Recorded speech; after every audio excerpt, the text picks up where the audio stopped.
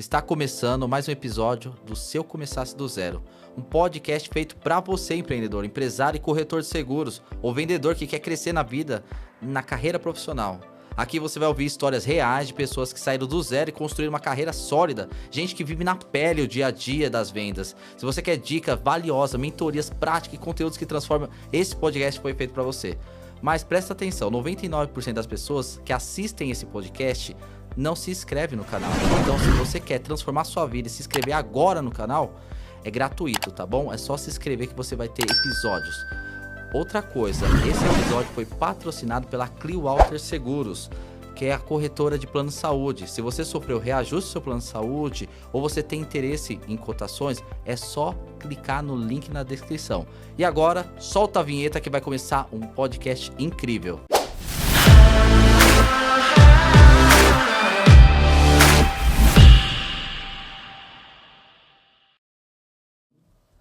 Pessoal, hoje eu tenho a presença aí do meu amigo Israel Lisboa. Vou apresentar aqui o currículo dele. Ele começou aos 14 anos e hoje ele é executivo da Cabral e Souza, superintendente, e hoje ele lidera diversas pessoas, entre executivos e outras pessoas. Israel, muito obrigado por você vir participar do nosso podcast, né? E primeira coisa que eu queria saber, Israel, como que você começou a ser um executivo e da onde surgiu a sua carreira, para a gente conhecer você um pouquinho? Vamos lá, primeiro é um prazer estar aqui contigo, né? Obrigado pelo convite e vamos falar um pouco sobre gestão, liderança, vai ser muito bom. Legal. Bom, comecei aos 14 anos, lá em casa meu pai é uma veia empreendedora, né?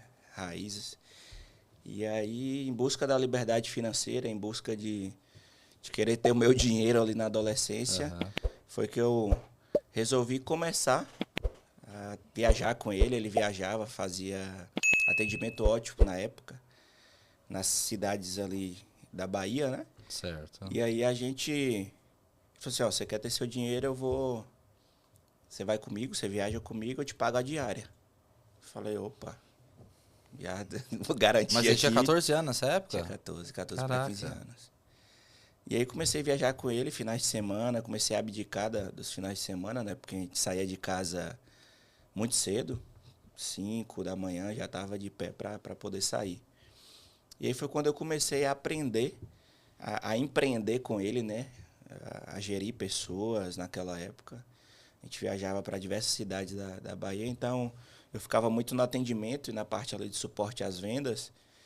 E aí tinha que lidar desde com idoso, adolescente, às vezes a mãe com os filhos, e fui aprendendo a lidar com diferentes perfis de pessoas, diferentes classes sociais e entender um pouco da liderança meio que empiricamente, né? Sem saber o que era liderar naquela época, já estava aprendendo ali de forma muito clara nas viagens. E seu pai, só pra gente entender, ele vendia óculos, como que funcionava naquela época? A gente levava o médico na cidade. Legal. Para fazer o atendimento gratuito nas cidades pequenas lá da Bahia e vendia o óculos para quem precisava, mediante os exames que eram feitos lá no dia. Ah, legal. Então a gente montava uma mini ótica e depois do exame o pessoal que tinha interesse em comprar o óculos encostava e tal. E fazia aquela... O atendimento era doado por uma ONG, né? Para ser gratuito. E aí a gente depois vendia para a galera os óculos. Bacana. E você acha que um bom executivo, no seu ponto de vista, é aquele que é formado na raiz, como que eu digo? Que ele começa a trabalhar cedo e ele começa a evoluir, porque hoje a pessoa quer trabalhar com 30 anos. É um problema, né, Israel? E o que você acha que isso te ajudou na sua gestão de ser um executivo de sucesso hoje? Eu acho que eu aprendi muito cedo a valorizar o trabalho e valorizar o esforço, sabe? Eu venho de uma família que nunca foi rica, então a gente batalhou e eu batalhei muito para conquistar minha liberdade financeira. Então, aprendi naquela época o valor do dinheiro suado, o valor do trabalho, ser grato, né, por aquilo que a gente tinha. Aham. Então, isso foi muito disruptivo na época e trouxe uma curva de maturidade muito grande para mim naquela época. Então, na adolescência ali, enquanto meus amigos estavam indo, boa parte deles para festa, bar e tudo, eu estava indo dormir porque no outro dia eu tinha que viajar para trabalhar cedo. Você acredita, não sei se é semelhança, mas também eu comecei a trabalhar com 11 anos. E eu trabalhava de cobrador de lotação com meu pai. E eu acredito que me evoluiu bastante, porque eu era muito tímido. Sim, eu E, também. eu era muito tímido, então eu acho que são coisas que, assim, eu não estou desconsiderando a questão de lei, de trabalho, mas eu acho que é importante, desde pequeno, você começar a trabalhar, no meu ponto de Sim, vista, sim. tá? Porque você evolui muito mais do que só explicar pro seu filho, por exemplo, é assim, assim, tá bom, mas na prática, como funciona? Israel, uma coisa curiosa aqui, e você acredita que você aprendeu liderança com seu pai? E como foi isso? Bom, a gente teve o caminho, né, da ótica, depois eu passei por um empreendimento sozinho, né? Resolvi vender roupa, bolsa. Legal. Foi meu presente de 18 anos. Meu pai perguntou o que eu queria na época e eu tinha que escolher entre tirar a carteira de habilitação e empreender. E aí eu falei, não, me dá o dinheiro da carteira, vou comprar roupa, as Caraca! coisas e E vou como que foi empreender, vou essa vender. experiência de empreender com 18 anos? Nossa, foi a primeira pancada que eu tomei. Vendi tudo muito rápido, ganhei dinheiro naquela época e depois de um tempo acabei gastando mais do que deveria, né? Legal. Gastei, como meu pai diz, eu gastei a semente e a sementeira.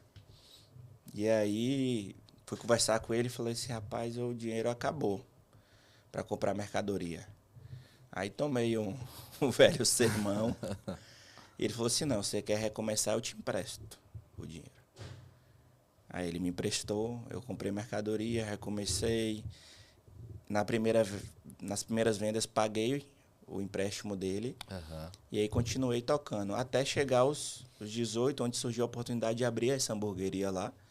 Legal. E ele falou assim, ó, eu cuido da parte da cozinha, cuido da cozinha para dentro e da porta da cozinha para fora, o problema é seu, você se vira.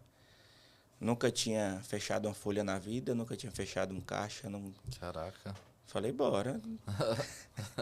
E aí foi meu curso de gestão da vida real, foi de fato a hamburgueria, onde eu aprendi fluxo de caixa, gestão de estoque, gestão de pessoas. Aprendi muito com ele a lapidar as pessoas. Então, a gente fala de hamburgueria, então, pô, você tem ali o garçom, garçonete, você tem o pessoal da chapa. Você tem que aprender a lidar com esse tipo de pessoa. Sim. Então, a forma como você fala, a forma como você orienta. Então, naquela época, eu aprendi muito com ele a lapidar. Porque tinha dia que falei, meu Deus, bora mandar todo mundo embora, começar do zero. E aí ele me ensinou muito isso. De ter paciência, de lapidar, de extrair o que aquela pessoa tem de bom. Se orientou, deu feedback, consertou, não resolveu, beleza, a gente troca. Mas eu aprendi muito com ele essa parte da gestão de pessoas, de liderar ali. E de eu muito novo, das pessoas realmente me respeitarem, de entenderem o meu papel ali dentro do negócio. Independente se meu pai estava ou não na empresa, as pessoas entendiam que Israel estava ali para liderar, para gerir o negócio e isso foi muito bom na época. E você acha que liderança é dom, é método ou é uma forma de imposição? O que você acha sobre liderança, no seu ponto de vista? Bom, eu acho que de fato é dom. Tem gente que nasceu com o dom de liderar, mas tem gente que tem um perfil proativo e que através de um método de liderança ele consegue se tornar um líder. Interessante. Então, tem aqueles que a gente olha e já reconhece como líder. Às vezes a pessoa nem exerce um cargo de liderança e você já vê nele ali algo diferente. E tem outros que estão na função, mas precisam aprimorar isso. Então, eu acho que é um pouco de dom e técnica, método, né? Entendi. Então, mas nessa época em específico, você foi.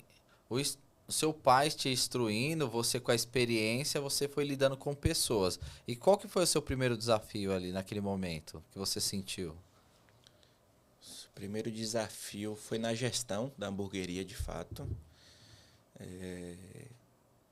E ter a paciência que as pessoas precisavam.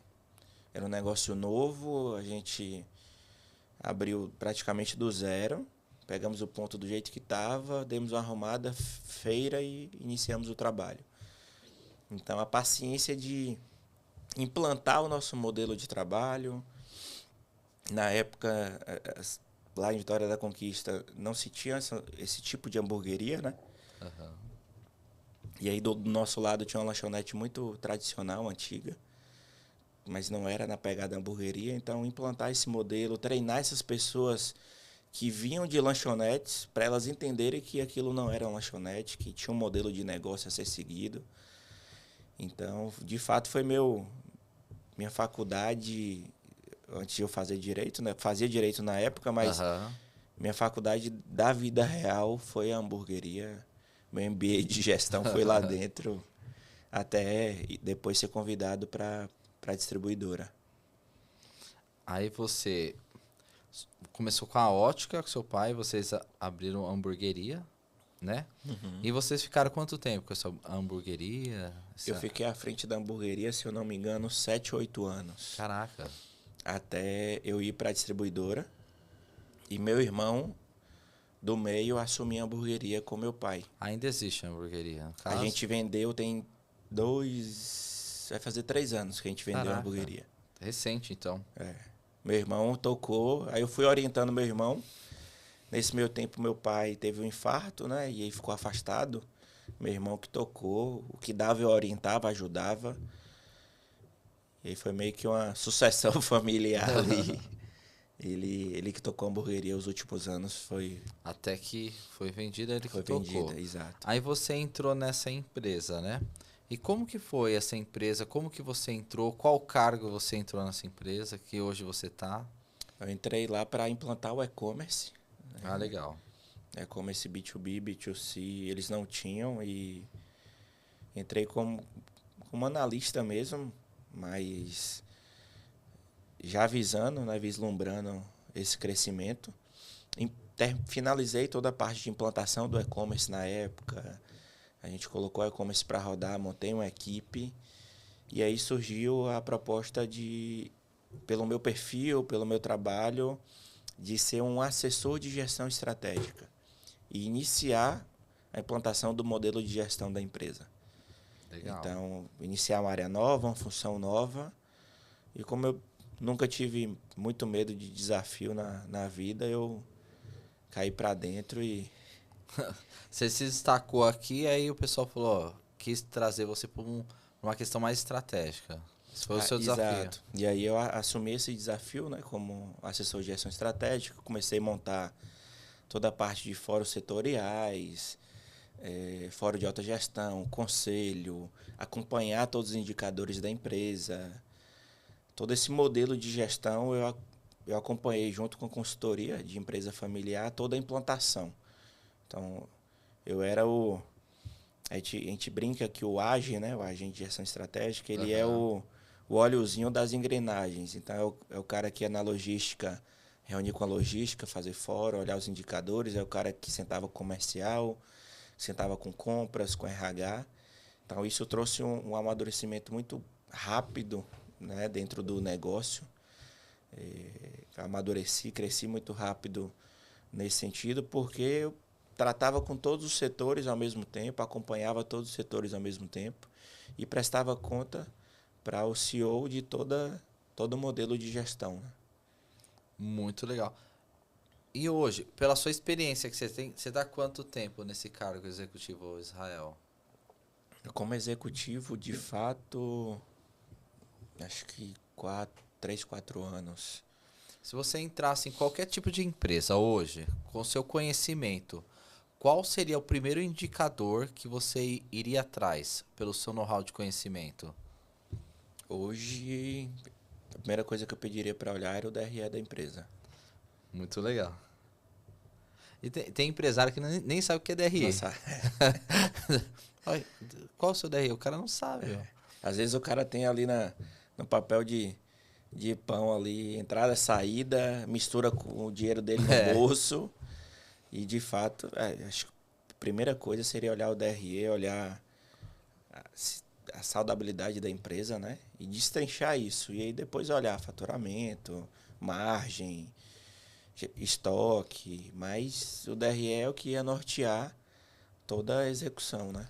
Aí, por exemplo, quando você olha um DRE, você analisa, por exemplo, quanto que está o custo operacional versus o EBITDA, né, o lucro. E o que você analisa ali, você fala, olha, eu tenho que tomar alguma atitude para sanar algum problema. Geralmente, o desafio na sua empresa, qual que foi? Você olhou tudo isso, qual foi o primeiro desafio? Assim, foi um processo de formação, né? Aham. Também em tempo real, porque eu fazia direito na época, já estava Nossa. mais da metade do curso de direito. Falei, pô, não vou largar para fazer administração. Minha esposa também falou, hoje a minha atual esposa, né, falou assim, não, larga não, termina direito. Então foi um E desafio mesmo para você. foi um desafio. E eu Caraca. entrei, de fato, na função de ágil, eu tive que cair para dentro e estudar DRE, indicadores, o modelo de distribuição, né, não, era algo novo para mim. E aí quando a gente fala, assim, se tratando de distribuição ou de qualquer outra empresa, o primeiro passo é entender, dentro das métricas ali do DRE, os indicadores, Aham. o que de acordo com o mercado aquilo está saudável ou não. Então, Legal. a gente fazer um benchmark de mercado até para eu conhecer o negócio, entender os parâmetros de players maiores, de gente do mesmo tamanho, e fazer um comparativo, pô, de despesa pessoal, de estoque, de margem, e começar a destrinchar nessas informações. Entende? Aí, ou seja, você pega qualquer tipo de empresa, se você entraria, você faria um benchmark, então dava uma olhada, ó, o que estão gastando de custo operacional, qual o prolabore do seu, desde essas, para você Daria poder um otimizar overview a geral, empresa mesmo. exato. Faria Entendi. um detalhamento geral de todas as contas de despesa, faturamento, qual é o produto que mais vende, qual é o fornecedor, esse fornecedor dá lucro, não dá. Pensaria assim, de fato é pegar e destrinchar. Eu gosto muito de rabiscar, de anotar, Aham. então, e de aprofundar no dado, então, pô, fornecedor tal, fatura o X mil desse fornecedor, pô, mas qual é a margem dele? Ah, é tanto. Vale a pena manter esse fornecedor? Vamos analisar os produtos. Pô, esse fornecedor está me dando super estoque, não está? Então, começar a desdobrar isso em camadas para, de fato, avaliar se está saudável ou não cada conta dessa. Muito legal. E otimizar a questão de custos, Isso. né? E, por exemplo, você caminha em vários setores, você é o estrategista da empresa, correto? Isso. Acabou passando lá por desde RH, TI, financeiro, controladoria, aí reúno também com comercial, por mais que não seja uma área Sim, que eu sim. acompanho diretamente, né? Eu CEO tanto comercial, logística e transporte, são diretorias ligadas ao CEO, mas eu acabo, na função de executivo, acompanhando eles também. Então, querendo ou não, eu olho desde o fluxo de contratação até o faturamento por fornecedor, por produto, por equipe. No comercial, quando você já tomou fez alguma atividade que mudou drasticamente o resultado da equipe com algum indicador, algo do tipo ou não? Quando a gente iniciou esse trabalho do modelo de gestão, Aham. a empresa não tinha muitos indicadores. Legal. E a gente começou a desenhar isso na época, junto com o diretor comercial. E o principal indicador na época que foi virada de chave foi o indicador de devolução. Legal. Então, o indicador de devolução é quando o meu vendedor faz um pedido que ou o cliente chega lá, o cliente não comprou, ou chegou errado, e aí esse pedido volta para a empresa. Entendi. Então, é meio que um custo dobrado da venda, né?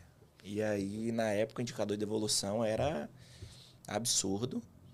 A gente conseguiu reduzir mais de 80% desse indicador de devolução quando a gente começou a medir quais são as equipes que mais geram devolução, quem são os clientes que mais devolvem, quais são os motivos de devolução desses pedidos. A gente começou a medir a nível de pedido. Pô, o mais alto aqui é porque o cliente não comprou, mas a gente não orienta o vendedor a fazer isso. Então, quem são os vendedores que estão dentro desse motivo de devolução? Reunião com os vendedores.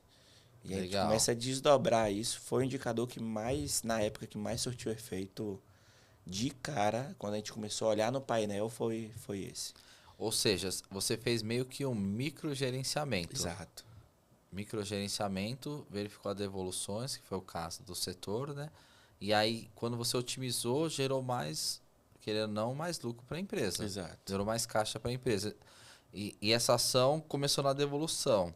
Teve algum outro setor que você analisou que deu também nessa estratégia? Quando você entendeu todo o cenário, que você foi estudar, se aprofundar, você olhou o DRE lá, aí você começou em setor, teve o comercial. Teve algum outro setor que você aconselharia o empresário sempre dar uma olhada? Recentemente, a gente estava sofrendo muito com despesa, as contas estourando, a dificuldade do gestor gerir as contas dele, do setor dele. E aí veio a ideia, junto com o CEO, a gente conversando, debatendo, falou assim, nós vamos implantar então um setor de controladoria e focar esse setor inicialmente só em orçamento. Então, o que esse setor fez no início? Desdobrou todas as contas de orçamento. Todos os lançamentos, todas as despesas, a média de despesa do trimestre, do semestre, e aí a gente começou a destrinchar isso.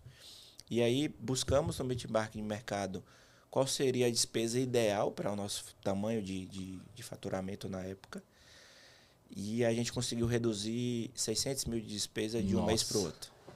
Caraca. Só fechando as torneiras. Essa conta aqui trava, essa aqui trava. Gestor logístico, essa conta sua aqui, o orçamento teto é esse. Comercial, a gente precisa reduzir isso, isso e isso. E a gente reduziu 600 mil de um mês para o outro só fechando as torneiras. Caraca, é muito, né? É muito, é muito. O que você acha? Você hoje, você é a pessoa, o braço direito do CEO da empresa que você está como executivo. O que você acha dentro dessa parte estratégica? O que você acha que um CEO, ele sempre tem que estar olhando dentro da empresa dele? Acho que todo mundo responderia vendas. Mas,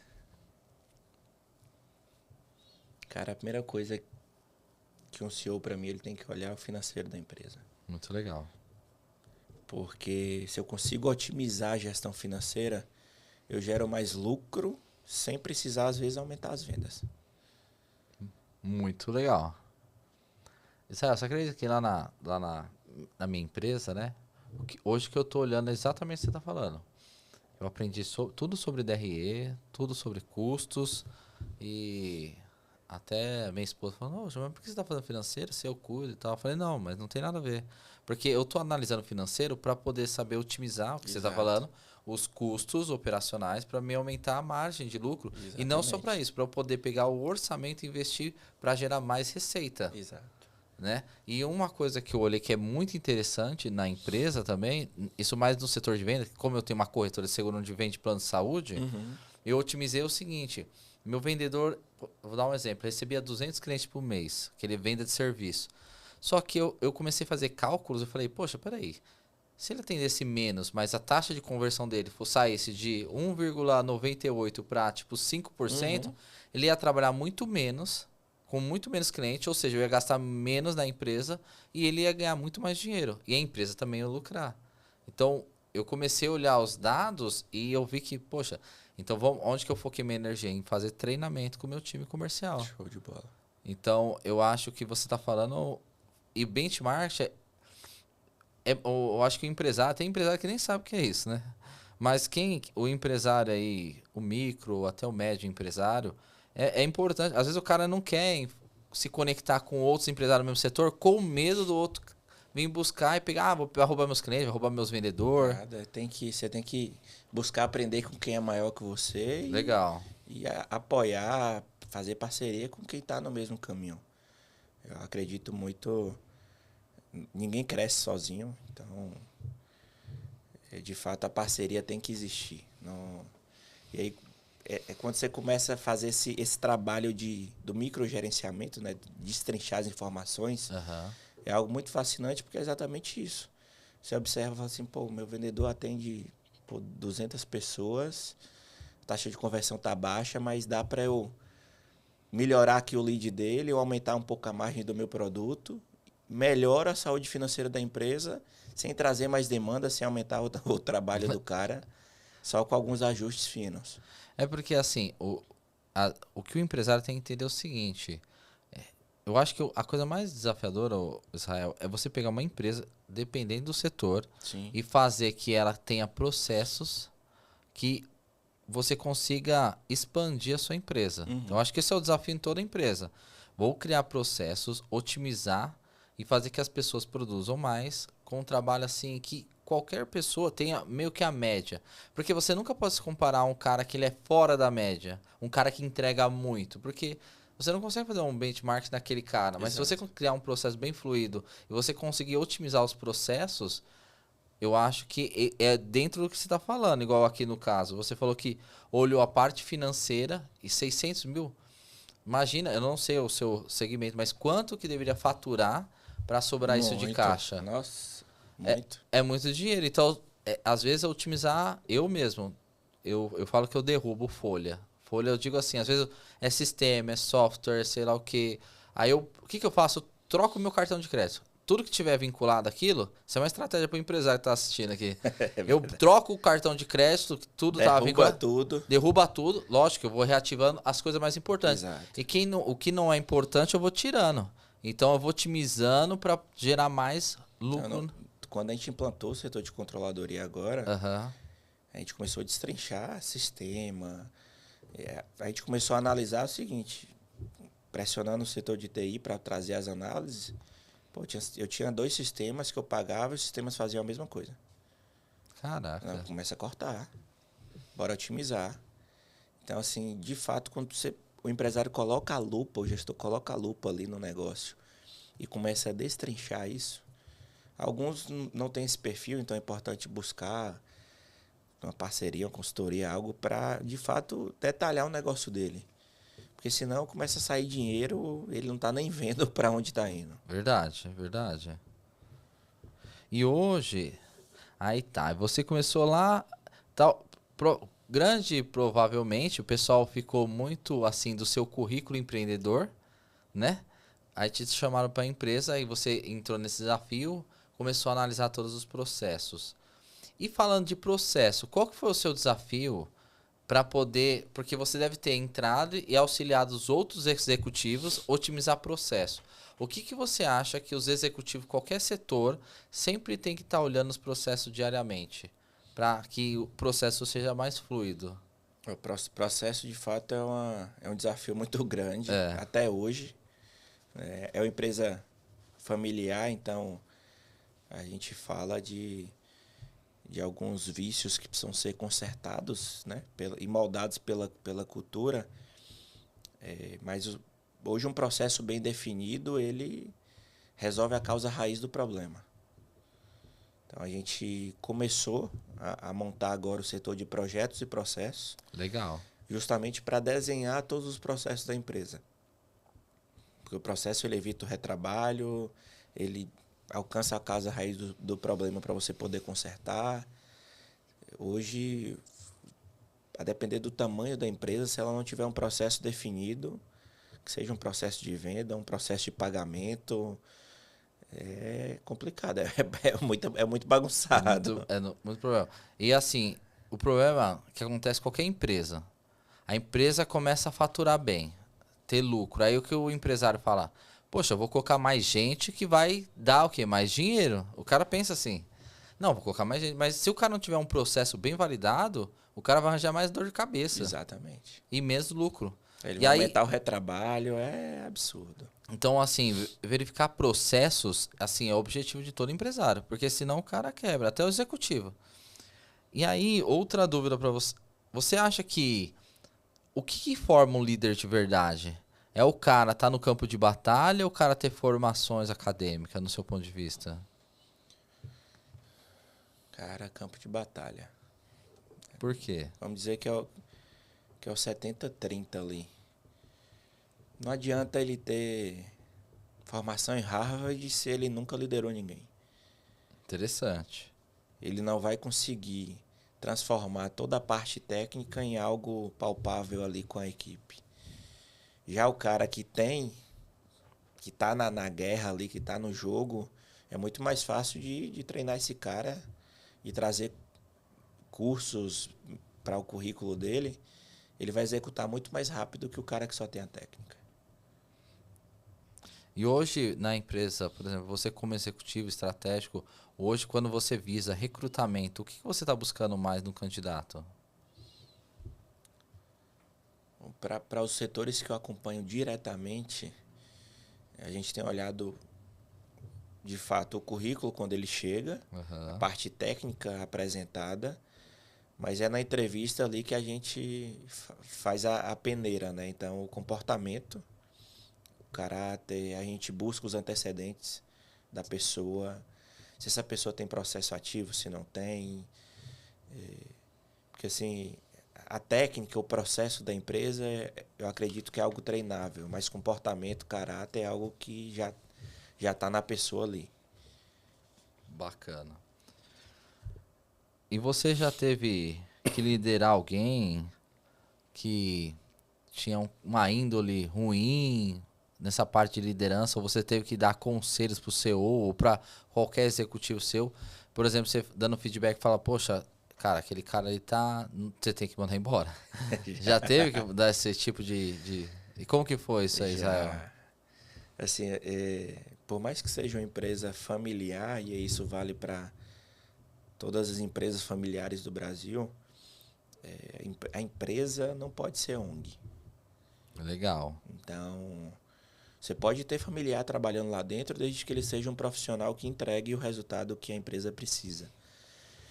Então, acho que o maior desafio nos últimos anos, nessa reestruturação do negócio, do modelo de gestão, foi pontuar o trabalho de algumas pessoas que estavam antigas dentro da empresa, mas que já não entregavam o que deveriam entregar, e poder trazer essa inovação para os setores ou para a função que aquela pessoa exercia e tentar, junto com o CEO, com o conselho, meio que reorganizar essa pessoa a depender do nível dela dentro da família, dentro do negócio, reorganizar ela, o trabalho dela, mas de fato trazer alguém que entregava, trazer alguém bom Empresa tecnicamente. familiar é ruim por causa disso, né, Israel?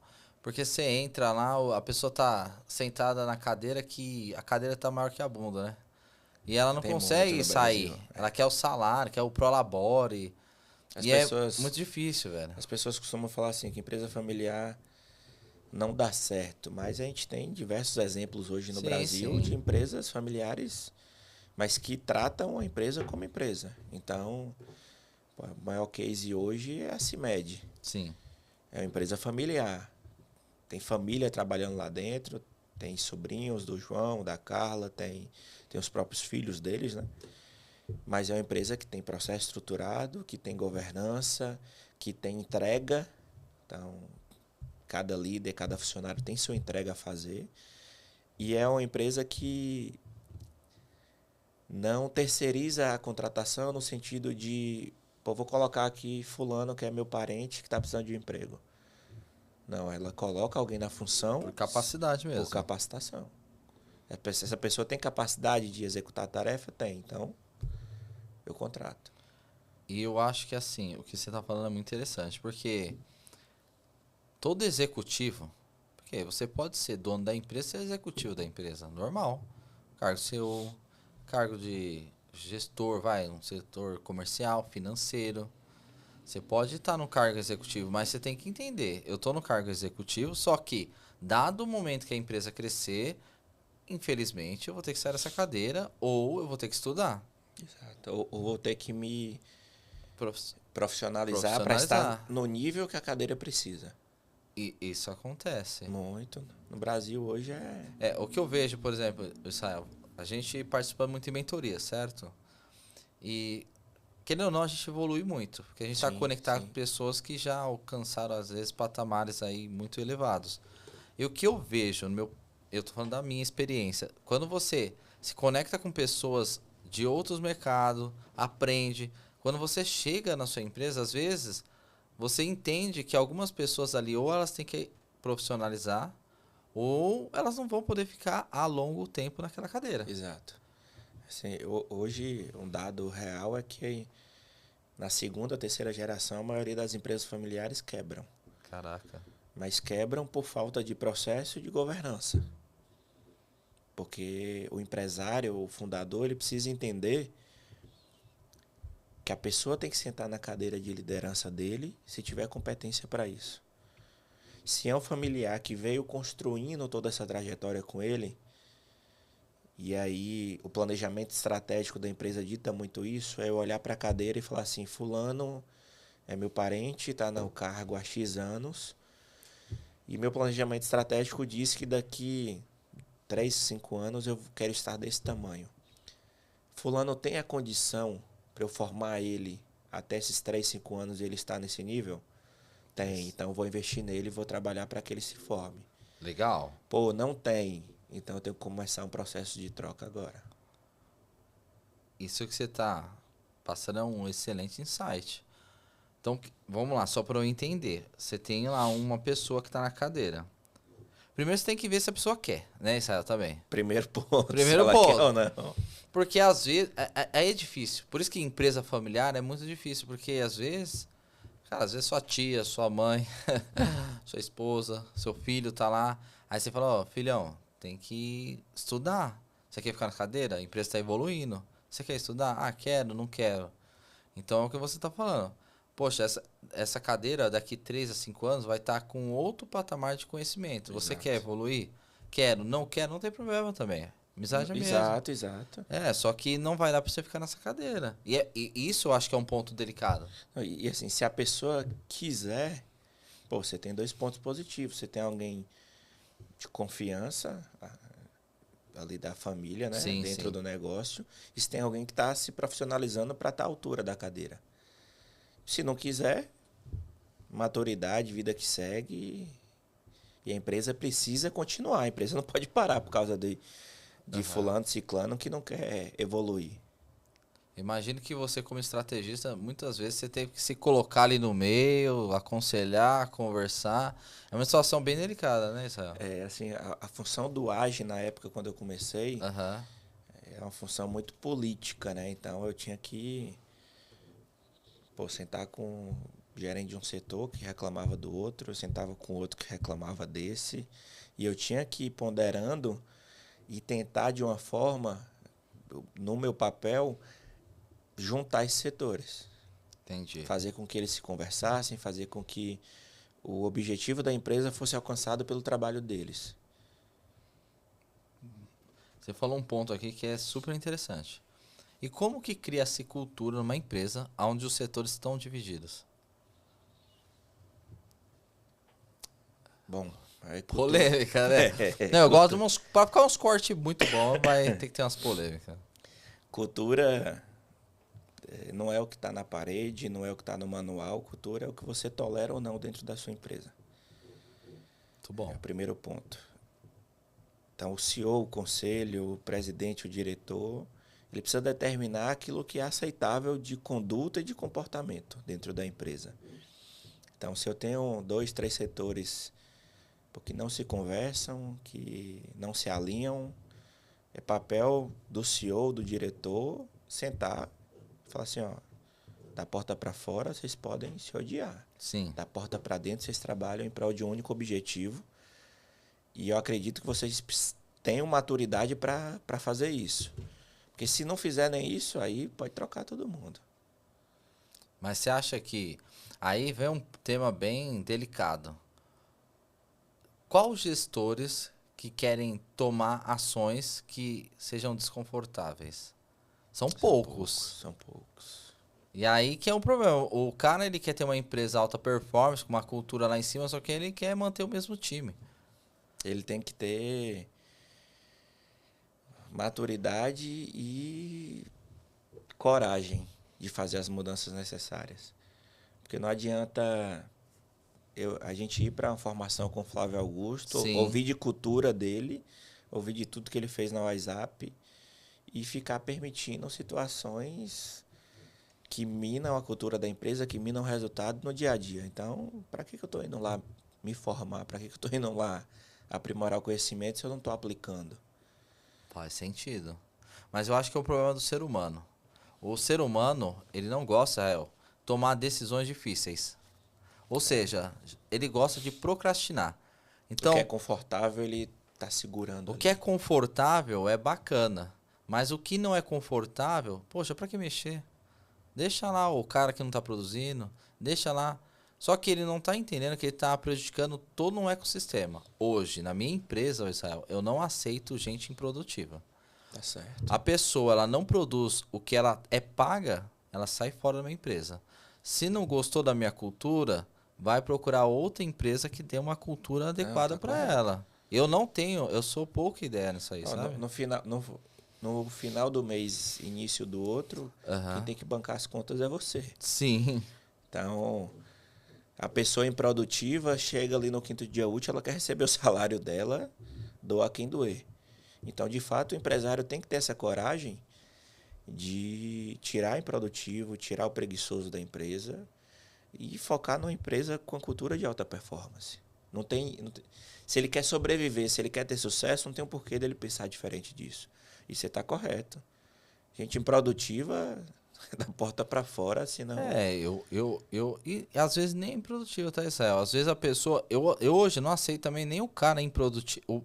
O cara, desculpa a fala. Não aceito o cara super produtivo, alta performance, que tá fora da minha cultura. Sim. Porque acaba minando. Não compensa. O cara, ele pode ser alta performance. Isso aí é outro problema. Se a gente for falar de cultura aqui, a gente pega um podcast só falar de cultura. É verdade. Mas assim, são coisas assim, eu acho que esses assuntos que a gente tá conversando são parte de estratégias. Sim. Porque se o cara ele não minar o problema de cultura, não adianta você vir com todo o seu know-how de conhecimento e falar, ó, tem que mexer aqui, tem que fazer isso. O cara tem que estar com a mente muito aberta.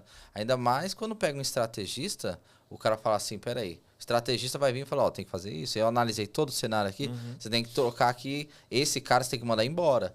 Ó, esse setor aqui, você tem que diminuir esse custo. Cara, vai mexer na vida das pessoas e o povo vai ficar tudo insatisfeito. Então, acho que o CEO ele tem que estar com muita mente aberta para ter uma pessoa capacitada igual você no time. E aí, quando a gente fala até do pequeno e médio empresário, cultura é algo que as pessoas começaram a falar muito de uns anos para cá, né? Uhum. Mas a gente olha, é aquilo que eu te falei. A cultura está ali presente. Se tiver o dono e mais 2 funcionários, tem cultura. Tem cultura porque se ele permite o cara chegar atrasado, ele tá tolerando isso. Se ele permite o cara faltar, ele tá tolerando. Se ele permite o cara não fazer o trabalho direito, não entregar, ele tá tolerando. Então, aquilo ali é uma cultura desenhada. Sim. Independente se está no manual de cultura da empresa ou não, acho que até para o pequeno e médio empresário, ele parar e olhar para dentro do negócio dele e falar assim, pô, o que eu estou permitindo aqui no dia a dia da minha empresa? O que eu estou sendo permissivo que está minando o resultado no final do mês? Isso é cultura. Mas você acredita que a cultura ela começa do líder? Tem que ser de cima para baixo. Porque assim, se eu cobrar, Israel, eu quero que você chegue no horário, mas eu não chego. Não, aí... Eu acho que assim, o cara tem que ser exemplo, né? tem que colocar uma cultura que ele acredita. Exato. Igual, por exemplo, lá como eu tenho uma corretora, são corretores. Então lá com a cultura de resultado. Lógico, o cara chegar meio-dia e sair 2 horas da tarde, ele não vai entregar nada. Exato. Nem se ele... só se for um milagre. Só que eu acho que você tem que exigir algo que você entregue. O seu time olha pra você, não. É a cultura. É o espelho, né? É o espelho total. E você já viu na sua experiência como estrategista, teve algum líder aí que você deu feedback e ele conseguiu salvar o setor com estratégias aplicáveis aí na sua experiência ou não?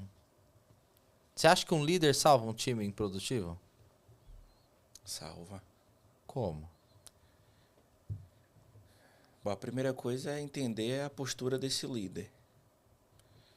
Se o problema é o time ou é a postura dele. Se for a postura dele, a gente tem que buscar corrigir, né? Legal. E aí é muito disso, o time acaba sendo o reflexo dele.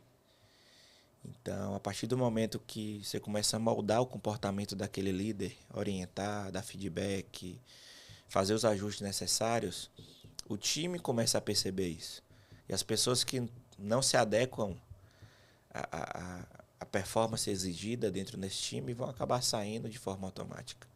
Então, já vi casos de pessoas que não estavam performando e de melhorarem a performance através de ajustes e de postura da liderança. E já vi também pessoas que estavam em um setor e ir para outro e performarem de uma forma totalmente diferente por conta do comportamento de quem estava liderando ele também. Muito interessante. E como que você acha, por exemplo, o líder, ele chegou no setor. Primeira coisa que o líder tem que aplicar, no seu ponto de vista, é feedback, ele analisar quem está no fit cultural. Você como estrategista, quando você pega um líder lá, ele está no setor, o que você orienta? A primeira coisa você orienta para bate um papo mesmo assim, humanizado, para ele dar uma olhada para que otimize o time dele. Porque eu acho que a questão estratégica começa com as pessoas, né? Exato. O que você Assim, sempre orienta os líderes? bom, Israel, acredito muito que a primeira coisa que você tem que fazer quando você chega na equipe é entender quem são as pessoas que estão ali dentro, quais são os perfis dela, quanto tempo cada uma trabalha na empresa, como é que cada uma se comporta, fala, e aí fazer essa análise do perfil de fato da pessoa para você como líder entender como você vai lidar com aquela pessoa. Então na distribuidora a gente contratou algumas lideranças de fora, trouxemos de fora, e leva um tempo para essa pessoa adaptar a cultura. Então a primeira coisa que eu fazia com os meus liderados, as pessoas que eu contratei, era pegar uma folha de ofício, riscar o organograma e começar a listar como ela ia lidar com cada pessoa. Ó, tal pessoa aqui tem X anos de casa, funciona desse jeito, o comportamento dela é esse, você vai... O melhor que você vai extrair dela vai ser agindo dessa forma. Ó, não tenta desse jeito aqui não, que pô, vai dar estresse, eu vou ter que participar. A primeira coisa que eu faço é meio que um raio-x ali para poder orientar na parte de comportamento. Como é que você, líder, chegando novo na empresa, você vai se comportar com cada um? Muito interessante você tá falando. É um raio-x da equipe do É o cara. raio-x da equipe do cara. E essa aí é uma coisa legal que você tá falando, porque quem tem dono de empresa ou executivo que o cara fala, ó, tem um problema, não tá tendo venda. Pega lá, contrata o melhor, bota o cara lá. E acha que o cara vai entregar só porque o cara é o melhor. Não vai resolver sozinho. Aí você tá falando o seguinte, que você faz um planejamento estratégico, conhecendo cada pessoa que o cara vai liderar, puxa o comportamento de cada pessoa, passa pro líder para ele poder desenvolver mais tá rápido. no perfil ou não, né, do setor. Então, Legal. a gente contratou gerentes de fora e fizemos uma série de mudanças na estrutura organizacional da empresa, justamente pensando nas pessoas. Ó, essa pessoa está aqui, ela trabalha desse jeito, o comportamento é esse, então ela vai ficar melhor nessa função aqui, bora trazer alguém para executar isso. Porque, de fato, se você não tiver as pessoas certas nos lugares certos, você não consegue avançar. Muito legal. E o que você, por exemplo, você está falando pegar as pessoas e colocar no lugar certo. Isso é muito interessante. Eu achei muito legal essa parte de fazer um planejamento estratégico para trazer o líder. Ou seja, seria mais assim, ó, mais ou menos o seguinte, você tem um time de futebol lá. Aí, ó, esse aqui é centroavante, esse aqui Exatamente. tal. Aí coloca o cara lá pro cara ser o técnico daquele time. Aí otimiza, vê se as pessoas estão no lugar certo. Por exemplo, você tá colocando um atacante na zaga, poxa, puxa esse cara pra frente, ele corre mais, Então você faz essa otimização eu achei isso aí muito legal. Porque não é simplesmente você pegar uma pessoa, ó, tô aqui, você é líder. Não adianta pegar o cara e soltar lá, não. Mas é diferente, Israel, não sei como você faz, quando a pessoa já sobe dentro de casa. Porque o cara já conhece todo. Aí é um desafio também. O cara tá entre todo mundo, o mesmo patamar. Do nada você sobe o cara de. Como que você geralmente orienta essa pessoa e como que você acha que deve ser o comportamento de liderança? É assim, a primeira coisa é ela, a postura dela, deixar de ser colega de equipe e sim líder da equipe. Então, as pessoas precisam entender durante o dia a dia que o cargo de fulano mudou e que agora ele é meu líder. Então, eu vou seguir as orientações dele, vou seguir as diretrizes que ele passar para mim. E aí vai muito da postura do cara. Se ele não tiver a postura no dia a dia ali de líder e manter uma postura de colega, vai ser difícil. Isso que eu ia perguntar pra você. É difícil seguir. Você acha que o cara bonzinho, ele traz resultado? O cara, você subiu o cara. Se o cara for muito bonzinho, não, querer ser amigão de todo mundo, você acha que o cara vai trazer faturamento, vai trazer resultado, do seu ponto de vista? Depende assim do bonzinho. É, assim, acho que eu gosto muito de gente, de lidar com pessoas. Gosto muito de tratar com respeito. Eu não sou. Eu não acredito naquele líder impositor. Sim. Eu acredito que o líder ele tem que ser conciliador, mas tem que haver um combinado entre as partes. É porque. Qual é o resultado que eu espero de você, independente do. Pô, se eu converso mais com ele, com fulano ou com ciclano. Eu concordo com você de ser um líder humanitário. Isso aí eu super concordo. Só que o problema é que o líder ser humanitário e ser bonzinho, pra não falar tonto, são coisas totalmente distintas, né? Exatamente. Porque se eu, não, eu não vou falar. O cara lá, tá o dia todo enrolando a empresa, falando mal de todo mundo, tá fora do fit cultural. Eu não chego no cara, só Não, porque aí- eu fui amigo dele, não dou um feedback pro cara. Aí tá errado o cara. É o bom a líder. gente falar isso, Israel, porque o pessoal fala, tá vendo? Eu vi lá no podcast lá, ó, o Israel falou que a gente, não é isso que o Israel tá falando. A gente tá falando de fazer uma tratativa humanitária. Fizeram uma pergunta pra mim esses dias no Instagram. Aham. Falei assim, ó, meu RH é bonzinho demais e tá protegendo um funcionário ruim. E aí minha resposta pra pessoa falou assim, ó, você tem dois problemas. O primeiro é o RH. Sim. Troca o RH. Então, assim, o RH precisa entender de gestão de pessoas, mas ele precisa entender que as pessoas precisam entregar um resultado para a empresa. Sim, sim. E aí eu respondi, falei assim, ó, a primeira coisa, você avalia seu RH, vê se está entregando aquilo que você precisa, senão, antes de trocar o funcionário ruim lá, você precisa trocar o RH, para depois mexer no funcionário que não está entregando. Então, assim, gestão de pessoas, para quem está ouvindo a gente, é uma coisa, e ser besta, ser trouxa é outra. É isso mesmo, é isso mesmo. Legal. Interessante isso que você falou aí. Porque tem líder que. E eu acho que acontece muito isso, quando a pessoa ela sai da base. Então, poxa, a gente é amigo, né? Aí do nada, Israel subiu, eu fiquei. Cara, e aí do outro dia, eu tô falando, Israel, não é nada. Quem manda aqui sou eu, não, Israel não é nada. Aí eu deixo rolar, eu subi de cargo e deixo lá rolar a Aí, patotinha. mina. É uma É problemática. um problema grande. Esse é um problema quando você sobe dentro de casa. Eu sou da filosofia assim, eu gosto muito de subir dentro de casa. Só que tem cadeiras que você tem que trazer de fora. Isso aí é fato. Isso aí eu tô falando Você de. vai muito pela competência, para aquilo que você deseja para aquela função, né? E assim, quando você promove dentro de casa, a postura do cara que está sendo promovido é o que vai ditar desde o primeiro dia. Se ele não tiver postura de líder, não adianta. Muito interessante. E hoje, com a sua experiência, aí eu queria explorar um pouco o seu conhecimento, né? Você faz várias mentorias. E o que isso te ajudou? E quais insights aí você trouxe para essa questão de estratégia que você acha que foi uma coisa assim que mudou a sua mentalidade e a forma de trazer insights para o CEO, trazer toda a parte de estratégia em empresas, né? Acho que minha maior virada de chave das últimas mentorias que eu fiz foi a aula com o Flávio Augusto. para entender sobre modelo de negócio e modelo tributário. Então, pô, às vezes a gente está ali na correria do dia a dia, vai bater meta, vamos fechar conta, vamos fazer isso, aquilo, e você não está olhando o negócio a fundo.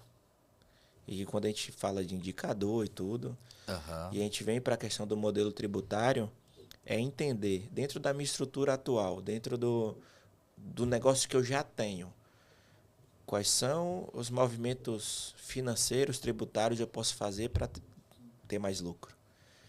Essa foi a principal virada de chave na última mentoria que eu tive com ele, porque era algo que eu não olhava a fundo o tempo inteiro. Era algo que a gente não estava analisando, tanto que a gente trouxe agora a consultoria tributária para estruturar a parte fiscal tributária da empresa como um todo, visando justamente isso.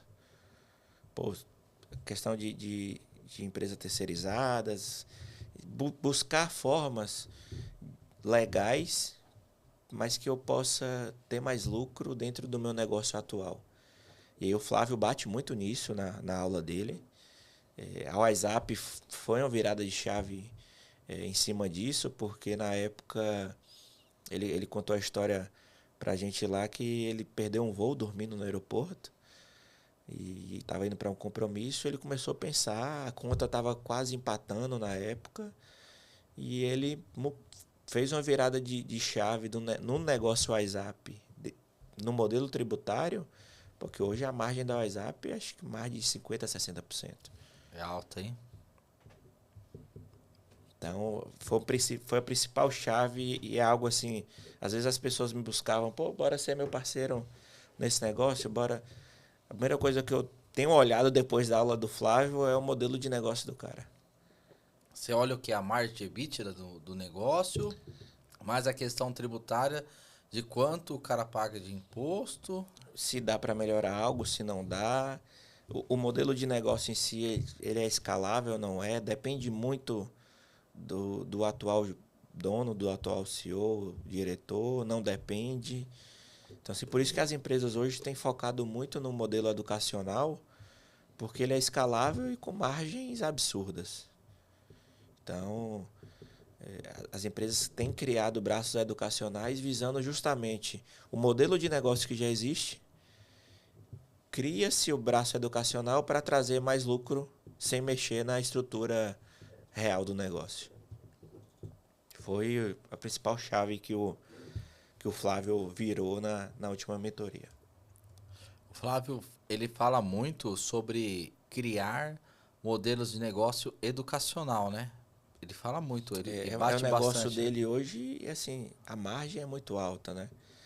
Ele até brincou lá, falou assim, ó, eu não invisto em negócio que dê menos de 70% de margem. Caraca. Aí eu até ri, falei, puta merda. Aí eu comecei a fazer conta, passar o filme, porque, assim, os negócios educacionais que o Flávio criou nos últimos anos, os que eles têm se tornado sócio, a margem é de 60% para cima. E isso aí, essa mentoria que você está falando é aquela modelo escala de negócio, né? Isso, lá do Vênus. Essa aí que deu esse insight, falou, poxa, deixa eu dar uma olhada aí no modelo tributário. Aí, olha que legal. E da onde que veio essa questão de investir? Foi você que quis investir no seu conhecimento ou a empresa investiu em você? Como que funciona? Eu faço curso, mentoria, acho que desde a hamburgueria eu busco. Muito legal. Porque fazia direito, então eu tinha que aprimorar a gestão da empresa de outra forma. Então eu sempre busquei essa sede de conhecimento, essa sede de aprender algo novo todos os dias. E aí foi quando eu já fazia G4, né, alguns cursos do G4, já tinha feito. Foi quando eu conheci o Gui, e aí conheci o Vêndice.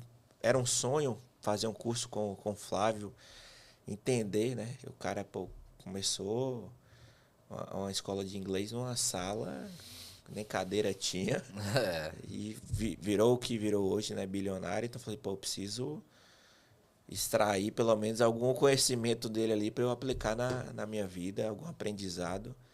E aí essa sede é constante. Eu acho que conhecimento é algo que ninguém nunca vai tirar de você, independente de onde você esteja, de que cadeira você ocupa.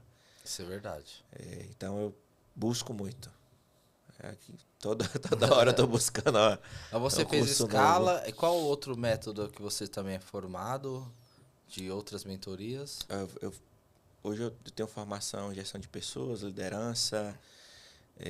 Na época, uns anos atrás, fiz um curso de coach pela Liderarte, é uma escola internacional.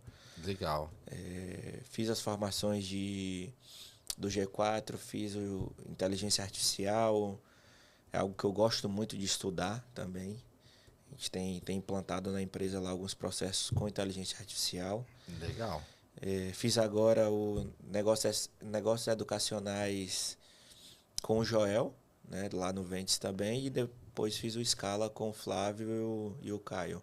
E esse negócio, como que é? Explica pra nós algum insight legal que você O aprendeu. negócios educacionais, o Joel abriu pra gente toda a esteira dele, né? Caraca, Todo o negócio dele, desde o podcast, como é que ele faz para captar patrocínio, quais são os produtos que ele vende, low ticket, até chegar no produto conselho dele e palestra, que são os mais caros hoje. Então ele destrinchou para a gente todo o funil educacional dele para, de fato, estimular a galera que estava no curso a montar isso. Legal. Então, eu já vinha montando, né, minha estrutura de curso, de mentoria, de manuais de gestão. E aí com o Joel lá eu consegui repaginar essa estrutura para poder agora retomar tráfego pago e pensar em escalar esse negócio. E você quer montar uma consultoria para pegar todo o seu know-how de conhecimento e ajudar os empresários, executivos nessa parte de estratégia da empresa? Isso, esse modelo de gestão estratégico, como é que o empresário, o gestor, o diretor, ele vai aplicar isso no negócio dele. Legal. Então, indicadores de gestão, modelo de processo, pessoas, fazer avaliação das pessoas que estão nos cargos. Hoje, a empresa com planejamento estratégico em mãos, você consegue visualizar o cenário atual e onde é que quer chegar. Legal. Isso aí, tipo de mentoria, eu falo pra você, tem empresário que ele não entende a importância disso. O cara tá lá só no operacional, o cara não consegue sair do operacional e o cara não entende a importância de você avaliar a estratégia da empresa para poder fazer ela evoluir. O pessoal brinca muito falando, se você tiver servindo um café no avião, quem tá pilotando o avião, né? Marcelo Germano que fala muito disso. Exato. Assim, eu acho que o empresário ele tem que acompanhar o operacional, ele tem que ter o olho no operacional, mas ele não pode sentar na cadeira do operacional. Se ele não tiver ali o tático, estratégico, estruturado... Isso aí já gera polêmica. Porque o cara vai falar, esse cara não sabe de nada, tal, que olho é o dono que engorda o gado, e vai falar essas teorias. Aí tem que perguntar para ele assim, como é que eu vou reduzir orçamento se eu estiver lá vendendo com o vendedor sem olhar o DRE da empresa? Então, eu tenho que saber o que acontece no operacional, eu tenho que, uma vez ou outra, descer no operacional, acompanhar, ver se o processo está rodando, se a minha estrutura de líderes tem acompanhado aquilo que a estratégia da empresa tem direcionado, mas se o empresário, se o gestor ele não tiver tempo no tático e no estratégico, ele não consegue alavancar o negócio dele. Eu tô fazendo a mentoria com o Thiago, né? Thiago Negro. Sim. E ele falou uma coisa que, assim, foi um insight muito poderoso. Ele chegou e falou assim, ó. Se você tivesse somente 1 hora do seu tempo, do seu dia, para a sua empresa, o que você faria? Aí o pessoal começou, eu ia, sei lá, fazer marketing. Outro falou, não, eu ia olhar os vendedores. Outro falou, aí ele falou assim, o bom empresário só vai fazer uma coisa. Se tiver 1 hora, ele só vai falar com os líderes, dar feedback com os líderes, conversar com os líderes e otimizar a questão de processo com os líderes. Mais ou menos é isso que você está falando. Estratégico, exato. Porque se você ficar... Eu confio muito no que você está falando. Dado o momento, você tem que descer lá no operacional e falar, peraí, por que não está dando certo? Eu fiz isso na corretora. Na corretora lá tinha um monte de gente improdutiva. Eu nem sabia que era cultura também. Eu estava na ignorância, né? Não sabia que era cultura, não sabia que nada. Aí, dado o momento, eu falei, peraí. Vou quebrar minha empresa. Quando um vendedor lá hoje, que hoje é um alta performance, falou assim, Jefferson, eu vou sair fora, cara. O João Adib fala muito isso, que ele contratava vários gerentes de RH e ninguém ficava. E aí ele desceu da cadeira de CEO e começou a observar desde o porteiro da empresa, o processo de entrada. Começou a observar toda a escada antes de contratar um gestor novo de RH. E aí ele começou a ver os processos que precisavam ser consertados, mas ele não foi lá consertar. Sim. Ele contratou liderança e orientou para serem otimizados. Ele foi lá, olhou. Exato. Eu fiz isso aí na corretora. Eu fui lá, vi, eu mesmo fui vender lá para entender. Eu falei, poxa, peraí. Precisa melhorar isso, Tem que melhorar isso. Aí eu comecei a otimizar o processo. Otimizei, coloquei o pessoal, aí começou a rodar os processos. Exato. Aí eu fui subindo, aí para liderança X. Ah, supervisor, o que tem que olhar? Isso. Otimizei para lá. Aí hoje... Se você continua lá na cadeira, lá vendendo, quem é que ia fazer a gestão? Não tem como. Você não cresce, Exato. não aumenta faturamento, não aumenta EBITDA, não aumenta nada. E hoje eu vejo. Hoje eu falo pro pessoal, brinco com os vendedores lá. Esse dia eu falo, vou voltar a vender. O pessoal, não, pelo amor de Deus. Porque eles sabem que se eu voltar a vender, quem vai fazer a empresa crescer? Exato. Os caras falam, pô, mas eu preciso crescer, eu preciso ganhar mais dinheiro, eu preciso evoluir a empresa. A empresa tem que crescer para eu poder evoluir. Exatamente. Eu acho que pensar nessa parte estratégica é essencial. Eu acho que uma consultoria igual a sua aí vai otimizar bastante o tempo das pessoas que têm um processo de rampagem. É poder olhar a fundo a empresa, né? Poder observar o cenário atual da Porque, empresa. assim, muito empresário, Israel, ele está na ignorância. Exato. Você vai falar, poxa, mas como que o cara não vê isso? Mas não é, o cara não tem conhecimento. Não, e ele tá ali tão focado no operacional do negócio que chega ao final do dia ele não... Ou ele tá cansado, não tem tempo, tem família e ele não faz a gestão. Ele não para poder olhar a gestão da empresa. A questão assim, trabalhar muito não quer dizer que você tenha muito resultado. Tem que trabalhar certo. Trabalhar certo. Eu penso todo dia isso. Eu fico pensando assim, aonde eu coloco o meu tempo que vai gerar mais resultado? Onde eu vou colocar meu tempo? Aí eu vou fazer uma coisa. Eu fico pensando, será que eu tô aqui? Será que é o máximo resultado? Eu fico pensando todo dia isso, Rael.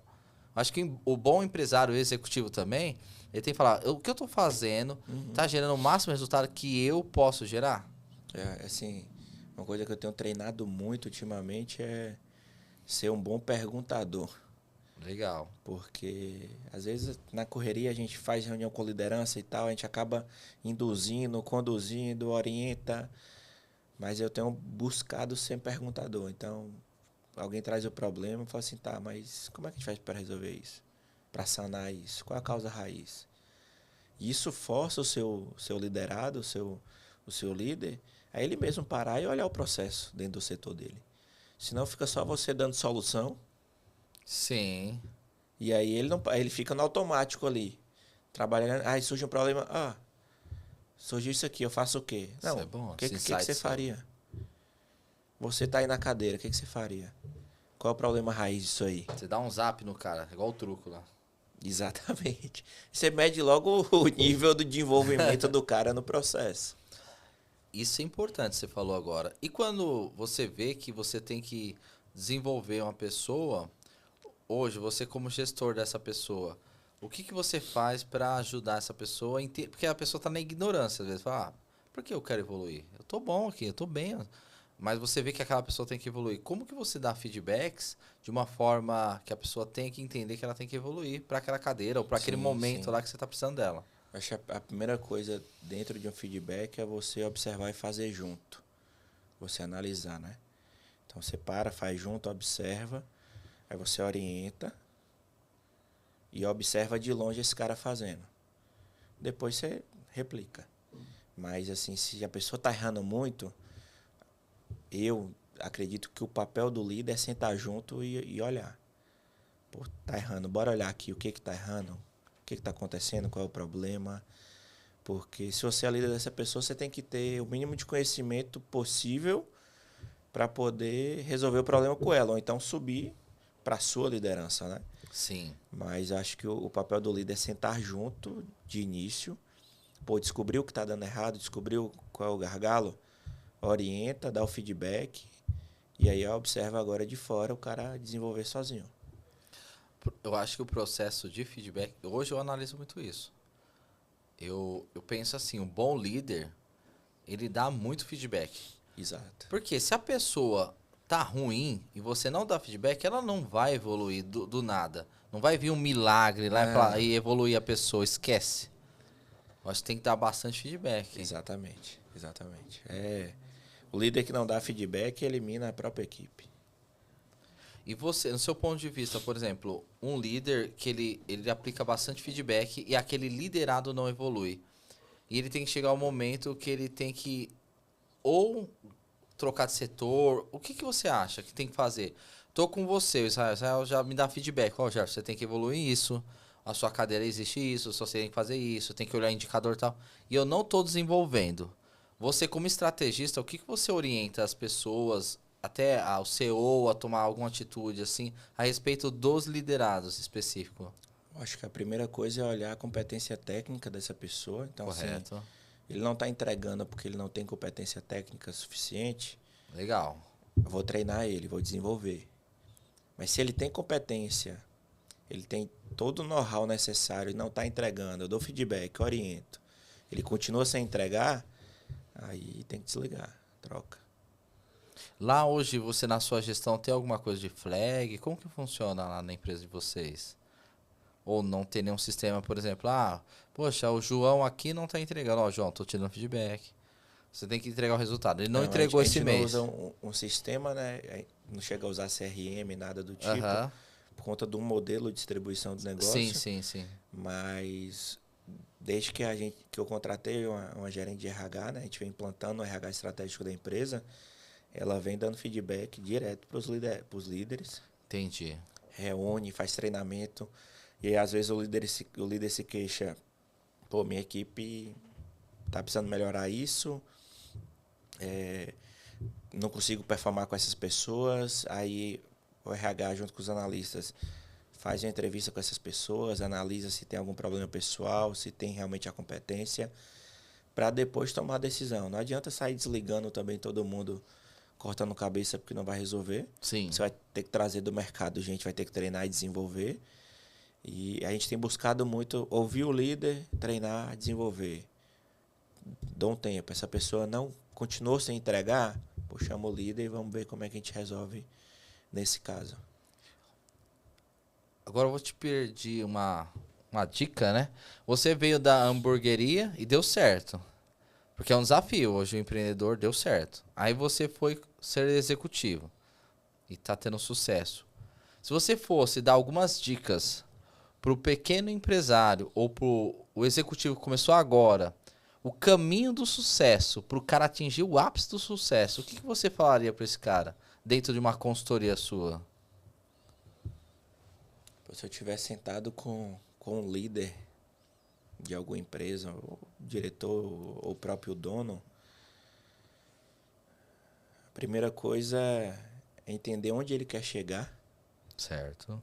Então, assim, desde pequeno eu sabia onde eu queria chegar. Ainda, não cheguei ainda, continuo buscando.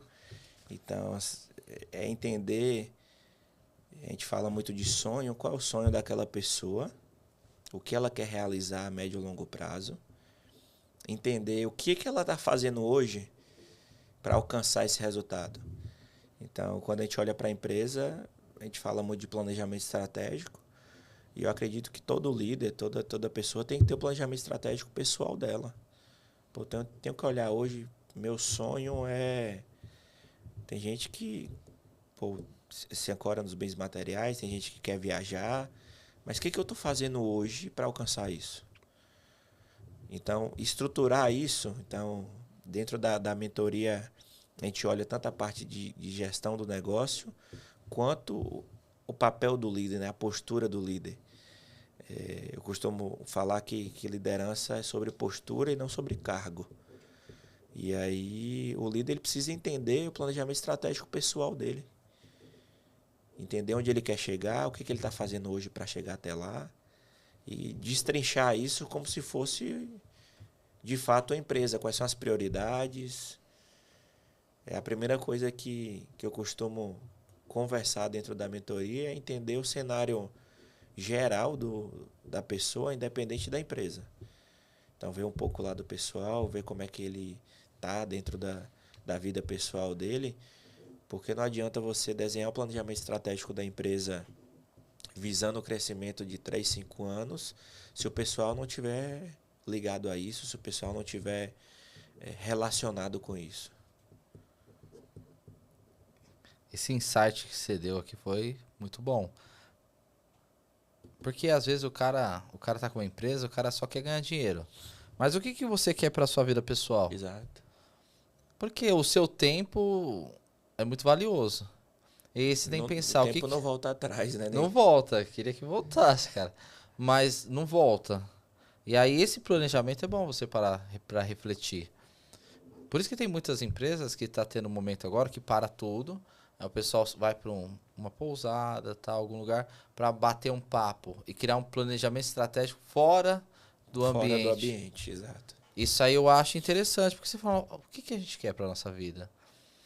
Eu, igual lá na corretora, eu tenho um projeto muito forte de partnership, né? De transformar funcionários em sócios. Isso é um projeto que eu tenho no meu coração.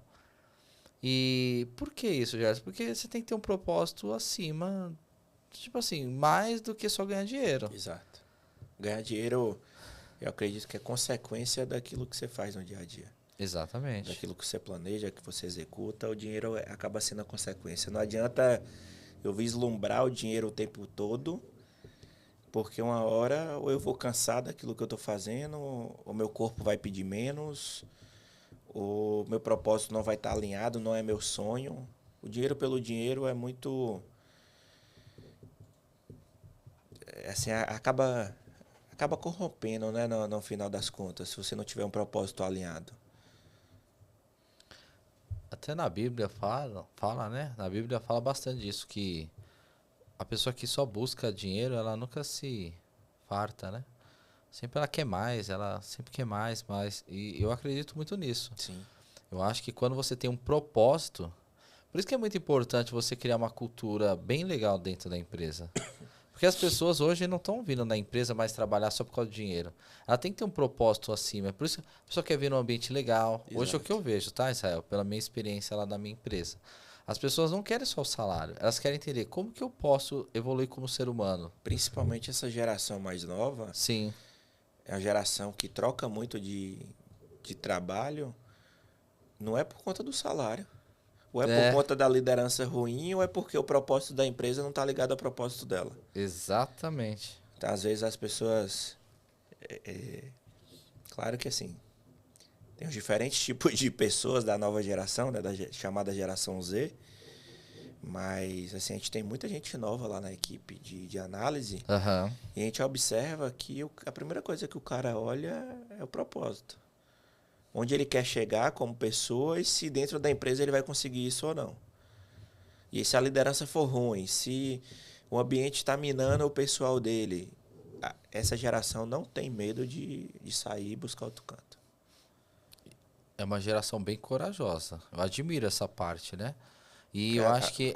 Pelo menos assim, a minha geração Aham. de meus pais ficava no emprego até... Anos. Cada uma tem um ponto positivo, né? Porque essa geração nova, qualquer mimimi sai da empresa. Então, qualquer vento forte que ela não concorda, ela sai da empresa. Tem um lado positivo que também não atura, às vezes, um empresário ou um gestor ruim. Isso é um ponto positivo. Na nossa geração, tem uma problemática. Às vezes a pessoa ficava muito tempo numa empresa que fazia mal para Eu ela. esperava chegar no limite para No poder limite tomar uma pra... posição. É. Então tem esses dois, assim, limites, né? Mas tem um ponto positivo na nossa geração, que o que a gente entra, a gente faz do melhor, a gente explora o máximo naquela empresa, a gente aprende o máximo. Isso aí é o nosso fator positivo da nossa Sim. geração. Que essa geração não tem essa... Por exemplo, você fala para uma pessoa, ó, você vai subir de cargo daqui a um ano. Para ela é um absurdo.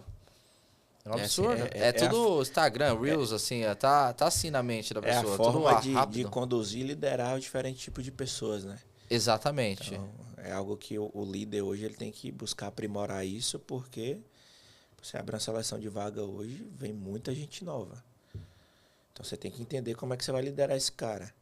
Claro que assim, tem muita gente ruim de todas as gerações e tem gente boa também na geração Z, que hoje a galera acaba condenando muito, mas tem um filtro. Acho que dentro ali do processo seletivo é você filtrar o perfil daquela pessoa e entender se está de acordo com o que você quer para a função que ela vai executar ou não.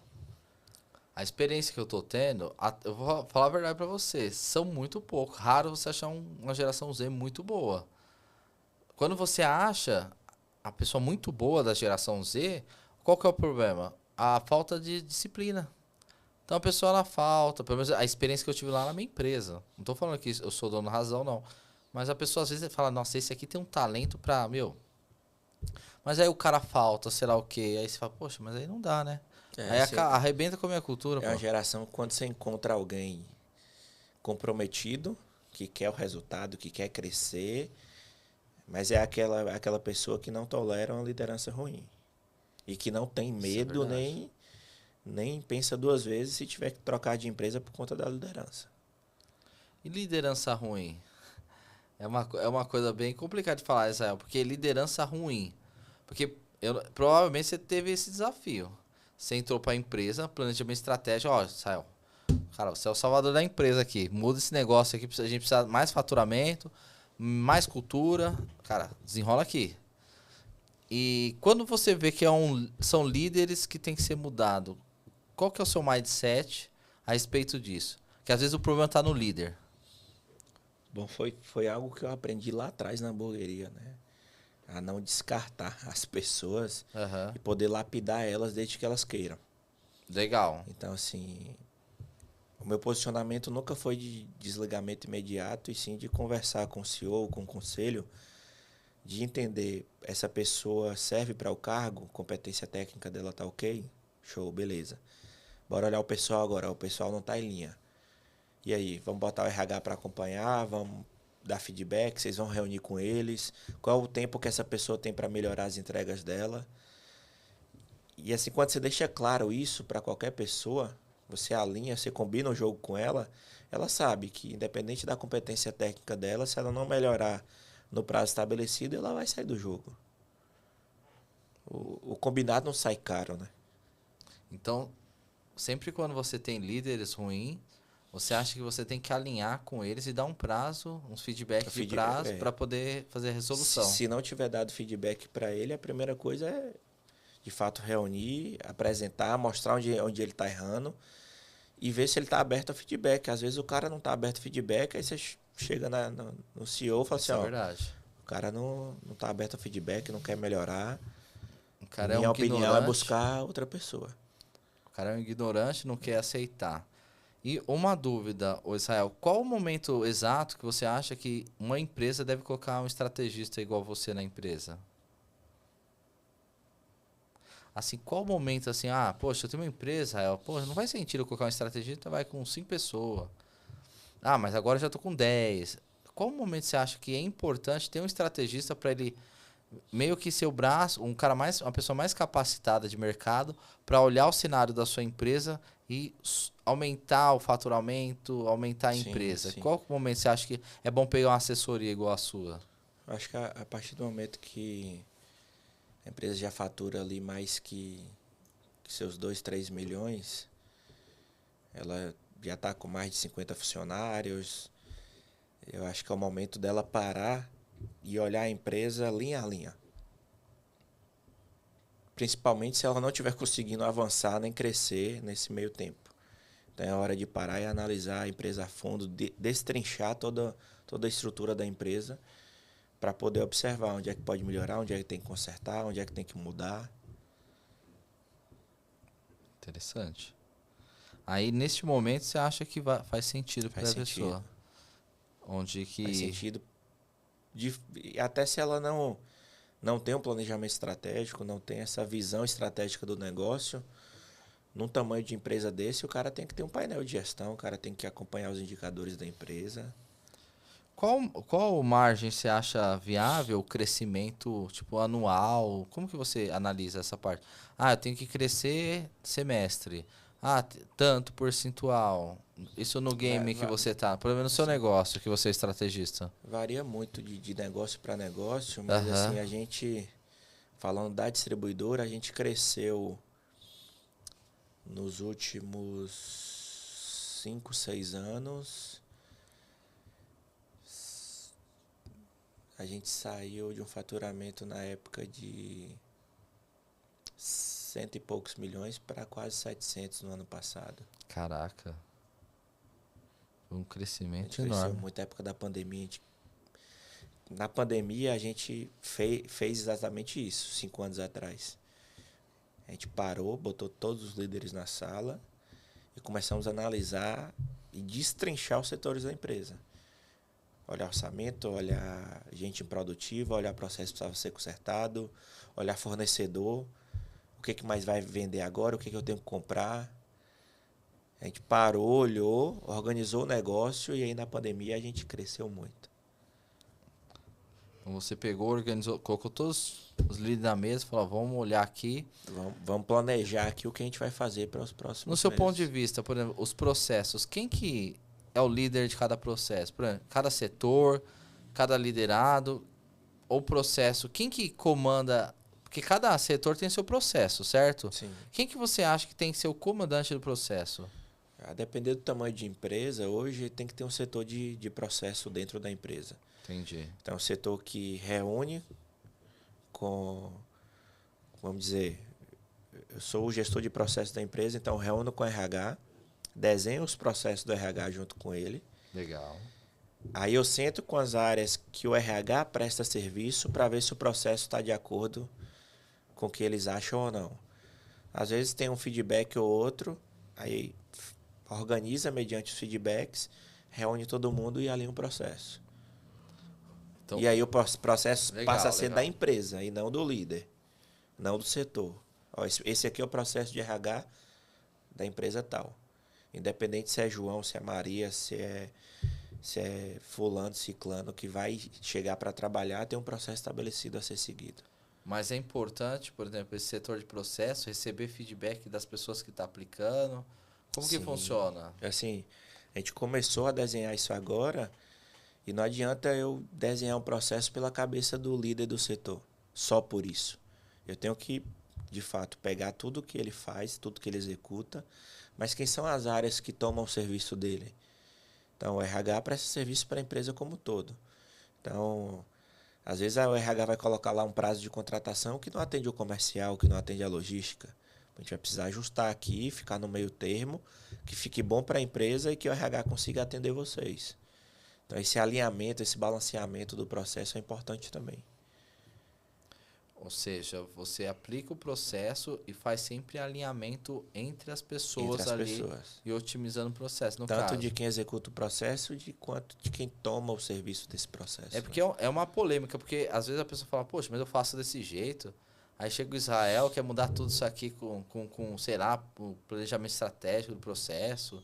E gera assim, é muito difícil as pessoas terem maturidade para entender que não é com a pessoa. É como que a gente Exato. faz as coisas mais rápido, mais eficiente Exato. e com mais Em prol do resultado da empresa. mais escalabilidade, mais, né? Mas é difícil as pessoas entenderem a importância disso. Esse nível de maturidade hoje é complexo dentro das empresas, porque as pessoas levam as coisas muito para o lado pessoal e pouco para o profissional. Exatamente. É uma guerra diária aí dos líderes poder balancear isso e conduzir isso no dia a dia. É porque assim, o líder, ele vai falar assim, ó, poxa, por exemplo, você vê, poxa, tem que mudar isso aqui. Senta lá com o pessoal do setor. Eu não sei se o estrategista também faz isso, correto? Ele senta com todo mundo. Senta, dá uma olhada lá, fala, poxa, mas o João bota aqui, depois leva pra Maria lá, mas se a gente fizesse aqui direto? Uma coisa meio óbvia. Só que as pessoas fazem tão automaticamente aquilo no Que dia nem olham. que não olham. Exato. Não consegue pensar. Só que quando você aplica, uma coisa que eu fiz na corretora foi bem legal. Eu peguei lá o pessoal do time, né? Esse aí foi até um site que eu peguei. E eu peguei eles, estavam fazendo processo. O processo estava lá. Só que eu falei assim, eu preciso aumentar a taxa de conversão. No meu caso, a gente vende plano de saúde. Eu falei assim, peraí. Eu preciso aumentar a taxa de conversão para não ter tanto lead, os caras atender assim demanda, tiração de pedido. O que eu faço? Aí eu comecei a pensar em processos. Eu falei, peraí, vamos fazer o seguinte, o primeiro dia o cara faz isso, o terceiro dia faz isso, quinto, sétimo. Aí eu peguei o time, eu falei assim, time, vamos montar o processo junto comigo? Eu acho que isso é importante no setor de processos. Sentei com o meu time, os caras têm muito mais expertise, os caras tá fazendo no campo de batalha todo dia. Exato. Falei, monta um processo aqui comigo. Aí os meninos começaram a falar, Gerson, nesse dia eu faço isso, aquilo e tal. Aí o outro deu feedback, montamos o processo. Os próprios pessoal apresentou esse processo. Aí o pessoal falou, poxa, mas o processo é bom mesmo. Aí os outros e os novatos viram, pô, agora eu vou fazer. Porque vê os antigos fazendo. Então acho que essa interação de processos é muito importante, porque a pessoa fala, poxa, e outra, é importante também você ouvir o cara na ponta que está fazendo o processo, porque você está fazendo diariamente lá, ele é o mais especialista do processo. Exatamente. Então, isso aí é muito importante na questão de alavancagem. Eu penso muito assim, Israel, o que eu faço para aumentar faturamento, que é o que você falou bem no início do podcast, quais alavancas eu tenho que mexer para aumentar o faturamento, ou aumentar meu time que eu possa otimizar. E processos, hoje eu acordo todo dia pensando em processo. Todo dia. Eu fico olhando assim, como que a gente pode fazer melhor, pessoas mais e processos, eficiente. né? São a base Pessoas hoje e para você poder escalar processos. o negócio. A cultura, igual a cultura, eu vou falar mais do setor de vendas, que é a minha raiz. Vendas tem que cheirar vendas. Chega lá no salão comercial, tem que ter barulho. Quando tá lá silêncio, eu falo assim, o que é isso aqui? É setor do PAF? Que PAF lá na nossa é onde faz o setor lá de funerária, né? Eu falei, aqui é o PAF, meu? Aí os caras começam a dar risada. Mas não é, porque assim, setor de vendas tem que ter zoeira, tem que ter vibração, tem que ter energia. Lá eu coloquei 2 momentos agora. Um momento de manhã e meio-dia lá. Bota o som lá, umas músicas motivacional, umas músicas doidas lá, o povo acordar. Vai ter buzina, porque tem que ter, é o setor. Cultura, né? De resultado, de entrega, de animação, de correr atrás daquilo que precisa ser É um ser tipo feito. de setor. Eu acho que assim, isso que o gestor ele tem que olhar, no meu ponto de vista. Porque vem um estrategista igual você, vai analisar todas as coisas que podem melhorar na empresa. E você, na verdade, você é a pessoa que vai trazer mudança positiva. Só que as pessoas vão ver você como, poxa, mas eu tô fazendo assim, quem é Israel na fila do pão? É querer crucificar de início. E você sofreu muito com isso? Ou não? O pessoal foi receptivo? Um pouco, assim, eu sou muito tranquilo de lidar com as pessoas, então, de início, tinha algumas mais fechadas que não davam abertura para poder, de fato, olhar o processo e poder ajudar, mas eu sempre levei essa identidade do serviço, de poder ajudar, de poder servir a pessoa antes de pedir algo para ela. Isso é interessante Então, você tá falando. conquistei as pessoas ao meu redor com esse perfil, e aí a gente foi mexendo. Hoje é mais tranquilo. Eu acho, o que você falou é um dom de liderar. Eu acho que você não tem que impor nada. Eu acho que é uma coisa importante. Você falou que eu vou dar um adendo. Hoje, na minha liderança, eu sempre explico qual que é a importância para as pessoas fazerem aquilo. Antigamente, não. Antigamente, por exemplo, na minha época, os caras falavam, faz isso aí. Você fala, mas por quê? Não, aperta esse parafuso aí. Mas por quê? E tipo assim, e falasse por quê, os caras você ia tomar no meio. Você tá perguntando, faz e fica quieto. Hoje não, hoje a pessoa tem informação, ela pega o chat GPT, puxa tudo. Ah, tá bom, Israel tá perguntando isso aqui. Chat, o que é isso? Por que a importância que ele tá falando isso? Então, tipo assim, para você não ser tirado de um líder ruim, você tem que ter essa empatia com o liderado. Exato. Eu acredito muito nesse modelo de liderança. É criar um rapport com o seu liderado. Para poder que ele traga um resultado positivo. Exatamente. Um tipo de gestão... É assim, mas é difícil, porque, por exemplo, tem muita empresa, aí o seu, pega assim, empresa familiar. É que da minha época era assim. Pode ser que no passado dava muito certo, só que hoje não. Não, a pessoa tem que pensar na inovação e no futuro. Senão o negócio não sobrevive. Não adianta pensar do mesmo jeito de 50 anos atrás que as coisas mudaram. Você falou nessa questão de benchmark. Qual que você acha importante sempre fazer benchmark assim, para você sempre estar na frente, que é essa parte de evolução? Hoje, assim, eu costumo buscar quem são as referências do setor, né, que a Certo. gente trabalha, e quais são os indicadores daquela empresa. Então, a empresa é muito maior que a nossa, o que ele está fazendo, o que eu não faço ainda, e que eu tenho que desenhar para poder fazer. E como que você consegue fazer benchmark com essa empresa maior que você? Você bate lá na porta, pô, você pode me ajudar? Ou como que funciona? Aí, através de parceria, de um fornecedor, Ah, tá. ou às vezes a viagem de fornecedor acaba indo todo mundo junto, né, que bate as metas. Então a gente faz amizade e de fato cria-se uma parceria. Entendi. Então fica a porta aberta dos dois lados para quem precisar de algum auxílio, de visualizar algum processo. Isso a gente tenta construir com as empresas do mesmo segmento. E você acha que é importante esse network de... Qual que você acha a importância do network hoje? É importante porque o network hoje ele pode te colocar em mesas que só o seu trabalho, só o seu dinheiro não te coloca. No caso nosso, se eu não tiver um network com empresas maiores que é que eu trabalho, como é que eu vou visualizar algo que precisa ser melhorado dentro da minha empresa que alguém já grande faz se eu não tenho contato com essa pessoa?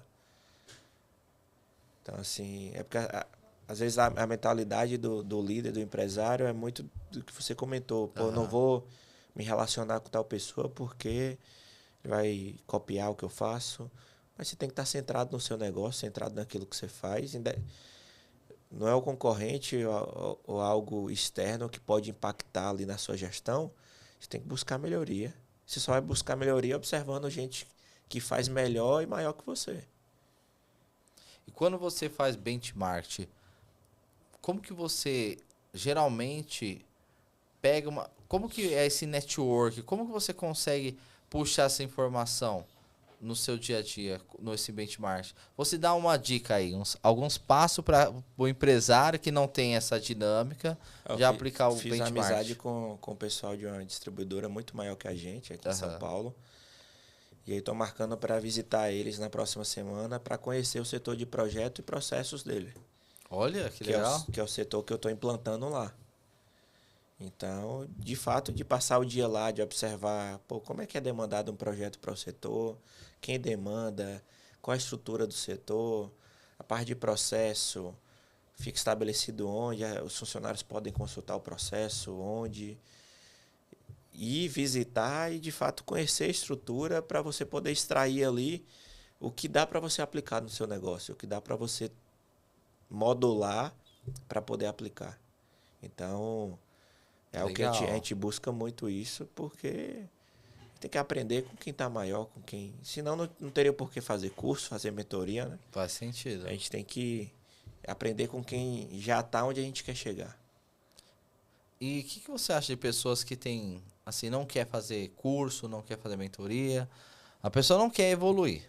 Ela acha que ela é top, master do que faz. Eu espero que ela tenha uma boa reserva de emergência, porque o mercado vai engolir ela. Isso é bem trágico, né? Vai engolir. A mudança é muito rápida. Se a inteligência artificial não der uma rasteira nela antes... É, porque assim, muito mercado tá quebrando. Custo de marketing aumentando. Muito. Então, assim, várias dinâmicas estão acontecendo aí que se a pessoa ela não se conectar... é difícil. Você falou de marketing, o custo de um lead hoje é infinitamente maior de 5 anos atrás, na época da pandemia. Então, se o dono de uma agência de marketing não para olhar o negócio dele e estruturar um modelo de negócio visando inovação, visando o futuro, e buscar curso, mentoria, consultorias para fazer isso acontecer, está com dias contados. É só o tempo do mercado... engolir ele, de empresa maior chegar e tomar o mercado. Interessante demais. Isso é uma coisa que gera, assim... Eu acho que o cara ele tem que pensar o seguinte... se eu não tô me conectando, se eu não tô aprendendo, eu tô quebrando. Exatamente. Porque para pensar, se a Selic lá tá 15%, né? Se eu não crescer a minha empresa, pelo menos no ano, acima de 15%... acho que não está fazendo muito sentido se você for avaliar a questão financeiramente, eu tô falando. Por aí você já vê a importância de você evoluir, é o que você está falando. Tem que buscar conhecimento e evolução, tem que ser algo constante. Israel, a gente tá chegando nos 10 minutos finais. Passa rápido assim. Passa voando. Passa voando. E eu gosto de pegar esses minutos aqui finais para fazer uma reflexão e perguntar para as pessoas que sentam aqui uma pergunta bem interessante. Se o Israel pudesse voltar lá no passado, quando você tinha 18 anos, abriu a hamburgueria, teve várias problemáticas, com certeza. Você era uma pessoa nova, sem saber de conhecimento de gestão, e você pudesse instruir Israel. Imagina que a gente pudesse voltar ao tempo e você pudesse instruir. E que essa mensagem que você vai gravar agora vai ser a mensagem que vai chegar lá para o Israel. O que você falaria para o Israel? Caraca. É. O que eu falaria para Israel de 18 anos é...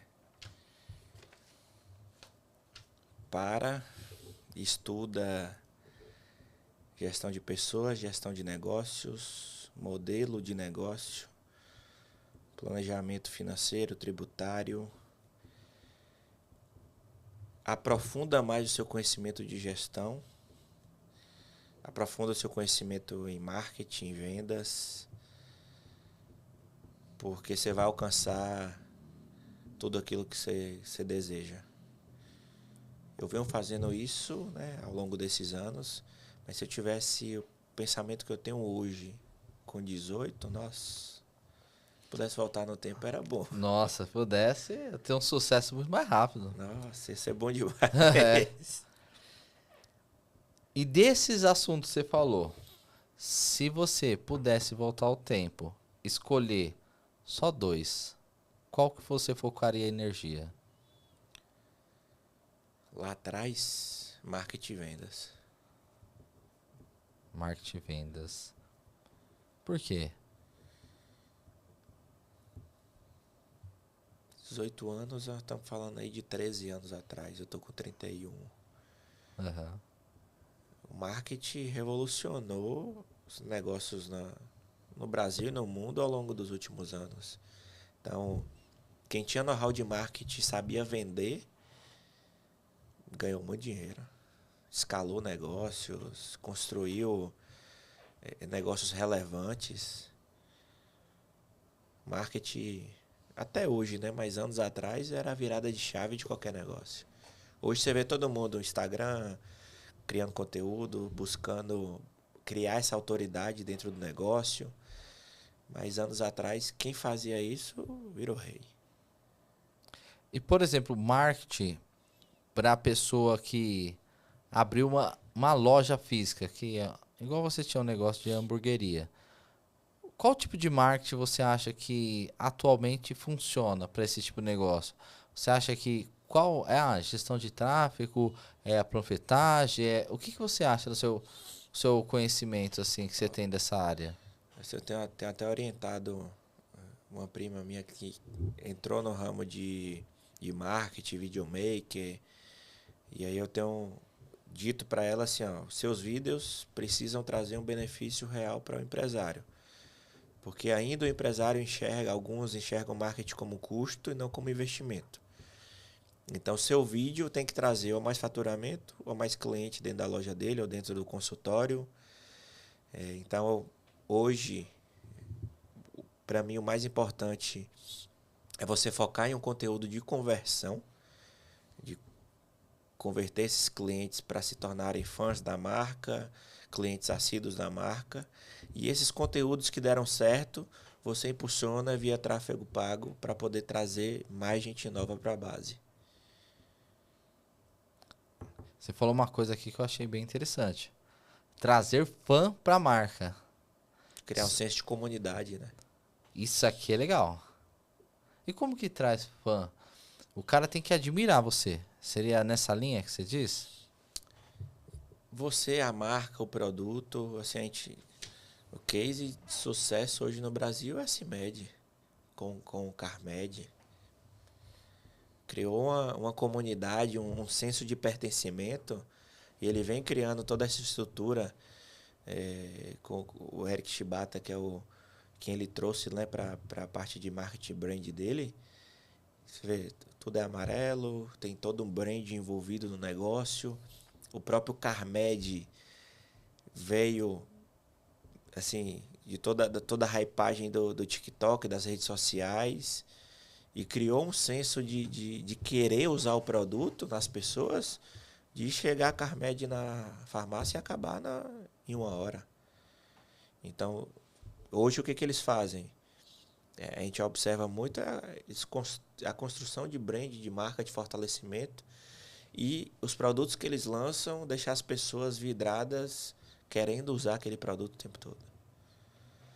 Então, hoje, pequeno negócio, hamburgueria. Se eu abrisse a minha hamburgueria hoje do zero, eu focaria em um conteúdo para converter esses clientes, fazer esses clientes primeiro se tornarem pertencentes à marca, né? Serem fãs da marca, da hamburgueria, e propagadores da marca. Então, o cliente que vai, que posta, que come, que convida o amigo, que encaminha o vídeo para um conhecido. Não adianta mais aquele tipo de conteúdo só institucional, de chegar a filmar o hambúrguer, filmar. Não, tem que ter um conteúdo. Você precisa conectar com a pessoa. Eu focaria nisso. Isso aqui é muito legal. Porque se você parar pra pensar, toda empresa é isso. Igual a gente conversou, se as pessoas não estão trabalhando nas empresas só pelo salário, as pessoas têm que ser fã da sua marca. Estão conectando com algo. Isso aí serve para todo tipo de empresa. Exatamente. Tanto que, assim, hoje, o que a pessoa visa? Como que é o ambiente de trabalho? Como que, sabe? Como que é a cultura? Eu acho que isso é muito... Eu, geralmente, quando eu faço entrevista, eu já apresento minha corretora. Ó, minha corretora é assim, assim. O pessoal que zoa mesmo, é zoeira, é gritaria. Você gosta desse ambiente? É um ambiente de resultado, que é performance, é ranking. Ah, já pra mim não faz sentido. Tudo bem, tá tudo certo. Você procura uma empresa dentro do seu fit cultural. Sim. Mas aí, o que você tá falando é bem interessante. Porque se eu crio um brand para minha corretora, um exemplo, ou para minha marca pessoal, acabo trazendo gente, tipo assim, que se conecta à minha empresa. Que vai querer trabalhar contigo porque se identificou com isso. Identifica com a empresa. É muito legal. Muito legal. Esse insight seu aqui foi fenomenal. E, Israel, a gente tá finalizando. Como que o pessoal te encontra? Qual que é as suas redes sociais? Eu tô lá no Instagram, no @IsraelLisboaC no final. Então, Israel Lisboa C, só vai aparecer o meu rosto lá. E aí podem seguir, mandar mensagem no direct. Hoje você já está com um projeto de consultoria? Como que tá para o pessoal Estou entender? com um projeto de mentoria, está com lista de espera hoje. Uhum. Mas tem lá os cursos gravados e para a lista de espera eu tenho trabalhado com a sessão de liderança estratégica, que são 2 sessões com os líderes, certo. onde a gente destrincha a equipe, destrincha onde o líder quer de fato mexer na gestão. E aí em 2 sessões eu entrego para ele um planejamento estratégico ali de 6 meses para ele poder executar em cima disso. Legal, legal. E aí tem os cursos gravados, tem os manuais de gestão lá no perfil, lá no link da bio tem tudo lá. Bacana. Pessoal, também eu vou falar aqui. Você acredita, Israel? Tem gente que assistiu até agora, gente. Vários insights você deu aqui. Show demais. E não curtiram e nem seguiram o nosso Instagram. Simplesmente assim, não vou seguir esse conteúdo. Segue o Instagram. Por favor, segue aqui, dá um curtir, né, Israel? Pede pro pessoal aí, pede pro pessoal seguir a gente aí, ó. Curte, compartilha e segue o Instagram pra gente poder trocar ideia. Pessoal, queria agradecer, tá, Israel? Foi uma honra aí, muito, muito insight, que eu já vou aplicar até na minha empresa. Eu agradeço aí. Espero que você tenha muito mais sucesso. Obrigado. Né? E eu agradeço mesmo. E espero que esse conteúdo possa ajudar muitos empresários, muitas pessoas, muitos executivos. Assim, explorei bastante aqui do seu know-how de conhecimento. Tá bom? Muito obrigado. Eu que agradeço pelo convite, pela oportunidade de estar aqui contigo, compartilhando aí e aprendendo também. Então, foi show de bola. Pessoal, eu agradeço aí quem assistiu até agora o podcast. Esse episódio também está disponível no Spotify. Se você quer contratar plano de saúde aí para sua empresa, para sua família, é só clicar aqui na bio, vai estar o nosso Instagram, o nosso @CW Seguro Saúde, que é a nossa consultoria, onde a gente trabalha com redução de custo para empresas, tá bom? E espero que vocês curtam esse episódio, tá bom? Grande abraço, tchau, tchau, fica com Deus.